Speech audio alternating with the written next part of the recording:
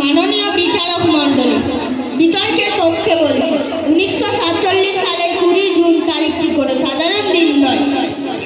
এই দিনটি তৎকালীন বেঙ্গল লেজিসলেটিভ অ্যাসেম্বলিতে ভোটাভুটির মাধ্যমে সিদ্ধান্ত নেওয়া হয়েছিল যে অবিভক্ত বাংলার হিন্দু প্রধান পশ্চিমাংশ ভারতের অংশ হিসেবে থাকবে। এটি বাঙালি হিন্দুদের এবং জাতীয়তাবাদের সমস্ত মানুষের নিজস্ব পরিচয় পাওয়ার দিন। শ্রদ্ধেয় বিচারক মণ্ডলী, বিপক্ষে বলছি 20শে জুন 1947 হলো বঙ্গভঙ্গ বা বাংলা ভাগের দিন। এটি কোনো আনন্দের দিন বা উদযাপনের দিন হতে পারে না। এই দিনে লাখ লাখ মানুষের ভিটেমাটি চ্যুত হওয়ার, দাঙ্গা, রক্তপাত এবং চিরস্থায়ী দেশভাগে যন্ত্রণা দেওয়া শুরু হয়। একে উৎসবে রূপ দেওয়া অসংবেদনশীলতা। এই কথাটি আমি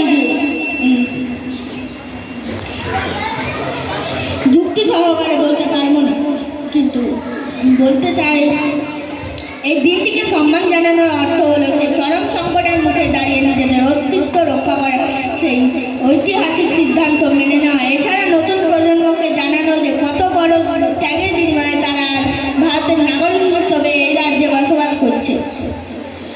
আমার বন্ধুর মত আমি সমর্থন করতে পারছি না। এই দিন বাঙালির মনের গভীরে থাকা দেশভাগের ক্ষতকে আবার খুঁচিয়ে তোলে, যা অত্যন্ত অসংবেদনশীল। বিকল্প হিসেবে আমি বলছি পয়লা বৈশাখের মতো দিনকে বেছে নেওয়ার কথা।